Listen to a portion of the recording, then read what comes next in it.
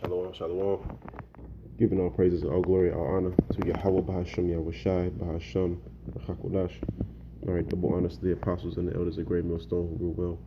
And peace and salutations to all you Akim out there. All right, preaching this truth throughout the four corners of the earth with truth and sincerity in your hearts and for the love of the gospel. All right, I'm the brother Shamaria from coming out of Great Millstone Branch, Gary, Indiana. All right, with another video. This lesson is going to be targeted around suffering to get wisdom. All right, because the only way to obtain wisdom is to go through hardship. Okay, and I was reading Ecclesiastes. All right, and at the first chapter in the last verse, it says, "For in much wisdom," this is Ecclesiastes 1:18. "For in much wisdom is much grief, and he that increaseth knowledge increaseth sorrow." Because the more wisdom and knowledge you obtain, you have to walk down a crooked or go through a position of difficulty to obtain that wisdom. Okay, and this is just me getting scriptures on how it's gonna hurt if you want to be wise, if you want to be a wise person, or you want to be a man given into knowledge, then it's not going to be a easy road ahead of you. Okay, but this is the road that you should sign up for. Understanding the knowledge of and this power of Yahweh Hashem Yahushai is going to put you through scenarios. All right, he's going to put you through walks. Okay, he's going to put you through it. He's going to put you through that bitterness. All right, to actually go through and experience these lessons in order to get wisdom, in order to have that experience. Okay, and I keep saying that experience because I believe it's in the 34th chapter. It is 34 and 9. This is the book of Sirach in the Apocrypha. This is the book of Sirach 34 and 9. All right, Sirach 34 verse 9, and it reads, it says, a man that hath traveled knoweth many things, and he that hath much experience will declare wisdom. See, you have to actually go through it. And when you take this walk, these going down these journeys, the Lord will put you through positions of difficulties, otherwise known as straits. All right, He will put you through straits in order to obtain wisdom. It says, he that hath no experience knoweth little, but he that hath traveled is full of prudence. All right, it says, when I traveled, I saw many things, and I understood. And I understand more than I can express. I was oftentimes in danger of death, yet I was delivered because of these things. All right. So basically, going through the situations, and then using the counsel of elders, or using the words of Yahweh Hashem Yahushai to get you through it, then you'll be much more wise. All right. Going through it. From there, let me go to Sirach 8. All right, no, Sirach 6. I start at 19. Sirach again, 6 and 19. 18.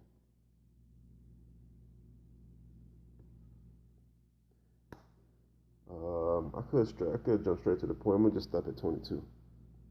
This is Sirach 6 and 18. My son, gather instruction from my youth up, so shall thou find wisdom till thine old age.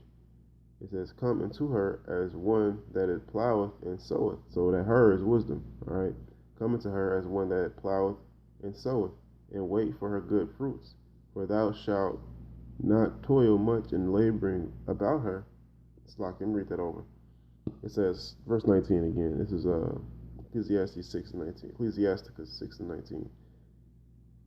Come unto her as one that ploweth and soweth, and wait for her good fruits. So you have to be patient. All right. It says, for thou shalt not toil much in laboring about her, but thou shalt eat of her fruits right soon. She is very unpleasant to the unlearned. See, that's what I wanted. She was very unpleasant to the unlearned, and he that is without understanding will not remain in her. Because, like I said, the more knowledge you increase, the more sorrow you're going to have. All right? So a person that lives off how they feel, all right, they're gonna easily take with. They're gonna stop trying to obtain wisdom because it hurts so bad. All right, they're not gonna have that the willpower to keep going. Verse verse 21. It says, "She will lie upon him as a mighty stone of trial, and he will cast her from him ere it be long." All right. So he's gonna stop. He's gonna stop. He or she's gonna stop obtaining wisdom, man, because he's gonna take wisdom away. He's gonna take it away from him and cast it off. You know what I'm saying? Forget this, man. Verse 22 is the point. For wisdom is according to her name, and she is not manifest unto many. You know, that's true. She's only manifested to whom the Lord sees fit. All right, whom the Lord sees fit. Okay. With that, let me get the book of Matthew, the 7th chapter. Thinking like around the 13th verse. Matthew 7:13. Enter ye in at the straight gate, for wide is the gate and broad is the way that leadeth into destruction, and many there be which go in thereat. All right, that straight gate is the position of difficulty. That's how you obtain wisdom. It says, for wide is the gate and broad is the way, so it's big. Wide is the gate and broad is the way that leadeth into destruction, and many there be that go in thereat. So that's why the gate is wide that leadeth to destruction, because a lot of people follow the ways of destruction, because they don't want to go through the trials and the tribulation of obtaining wisdom. All right, verse 14. It says, because straight is the gate and narrow is the way which leadeth unto life, and few there be that find it. So few it be. That's why I said, what? For wisdom is according to her name, and she is not manifest unto many, because not everybody can handle the hardship that comes with wisdom. Okay, and this is it, whatever wisdom it be. Anytime you learn anything, learning is always a painful process. All right, but how badly do you want to learn it? You know, how badly do you want it? It all goes back to how badly do you need it? Do you want it? You know, this is the book of Ecclesiastes 7:1. The point is at verse 3. It says, a good name is better than precious ointment in the day of death than the day of one's birth. All right. It says what? Let me read that over. A good name is better than precious ointment. It's a reputation. You know, yeah, that word name in the Hebrew is sham, which goes back into reputation. You know, it says in the day of one's death, in the day of death, than the day of one's birth. All right, because you don't have to live anymore. Your fight is over. You know, when you're born into this world, you're opened up to a lot of hardships and troubles. All right, verse 2, it says, it is better to go into the house of mourning than to go into the house of feasting, for that is the end of all men, and the living will lay it to his heart. All right, and the living as the ones that understand the knowledge of Yahweh Hashem Yahushua, because that's what makes you come to life, when you have this knowledge. All right, and the ones that have this knowledge, they do lay it on their heart, because what they practice, and we practice. All right, we practice these laws, statutes, and commandments to the best of our abilities, man. And they go, and it's hell. It's hell practicing these laws in a wicked society. And the scriptures tells us that. The scripture tells us that Amos 5:10 says, they hate them, they rebuke within the gate, and they abhor them that speak of uprightly. All right, Isaiah 59 tells us that if whoever depart from iniquity, make himself a prey. All right, depart from evil. Departing from evil we're gonna be preyed upon. All right, all the prophets before us were preyed upon. So what more us? You know. So yeah, it's better to go into the house of mourning than to go in the house of feasting. Because why? It's going to say it in verse 3. It says, sorrow is better than laughter, for by sadness of the, it says by the sadness of the, I'm sorry, let me read that over. Sorrow is better than laughter, for by the sadness of the countenance, the heart is made better. All right? So the countenance of your heart is made better when you go through sorrows. All right? That's why I said much wisdom is much grief. Because in order to learn that lesson, to obtain that wisdom, you have to go through the sorrow set before it. Okay? Let me get one more scripture, and then I'm gonna call it a lesson. I'm gonna end this lesson, and it's the last one. 2nd Ezra chapter 7. I start at 1. It says, 2nd Ezra 7:1. It says, and when I made an end of speaking these words, there was sent unto me an angel, the angel, which had been sent unto me the nights afore, And he said unto me, Up, Esdras, and hear the words that I have come to tell thee. And I said, Speak on, my God, my power. It says, Then said he unto me, The sea is set in a wide place, that it might be deep and great. All right, that sea is parabolically talking about the kingdom. All right, but in this sense, it's talking about, because what is the Lord going to do when he comes back? He's going to stitch his laws, statutes, and commandments within our inward parts. All right, but me doing this lesson, I'm likening this parable into wisdom. All right, the sea is set in a wide place. Okay, that's the luxuries of the kingdom. Okay, it says that it might be deep and great, but put the case the entrance there. I'm sorry, but put the case the entrance were narrow and like a river. All right, so you cannot get to the sea unless you got to go through the strait. It's likened into wisdom, all right, because you have to go through those positions of difficulty in order to obtain wisdom. Okay, and then the wisdom here, the ultimate wisdom, is getting it delivered. All right, that's the ultimate wisdom.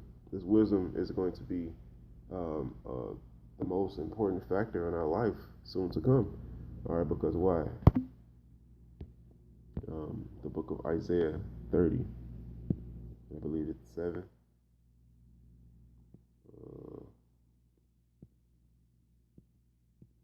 33, 6. I'm sorry, 33 and 6. Isaiah 33 and 6. It says, "And wisdom and knowledge shall be the stability of thine times, and strength of salvation. The fear of the Lord is his treasure." All right, because this wisdom and knowledge is going to be the stability of our times, man. When the day of Jacob's trouble hit, that dark and terrible day, this wisdom and knowledge that we have, man, is going to be a stability that it's going to be how we remain stable. All right, where everybody else is chaotic. Okay, so we can't obtain the kingdom, the sea, if we can't go through the river, the straight and narrow, the step before it. Verse 5. It says, "Who then could go into the sea to look upon it, and to rule it? If he went not through the narrow, how could he come into the broad?" See, that's the point. It says, "There is another thing, a city is builded and set upon a broad field, and it is full of all good things. It says, the entrance thereof is narrow, and is set in a dangerous place to fall, like as if there were a fire on the right hand, and on the left a deep water."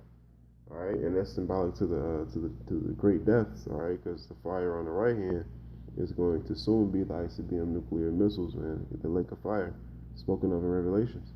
All right, now on the left hand is likened to the great flood in the time of Noah. All right, but the entrance into the great city full of all good things is this knowledge. That's what's going to keep us stable. All right, so it's gonna be difficult. You understand? It says, verse 8, "And only one path between them both, even between the fire and the water, so small that there could but one man go there at once." Okay? So that path is likened to being in positions of difficulty. It said, "If this city now were given unto a man for an inheritance, if he never shall pass the danger set before it, how shall he receive his inheritance?" And that's the whole point. You know, that's the point. That's the point I'm making. In order to receive your inheritance, you have to go through the danger set before it. All right. Now, I hope this lesson was edifying.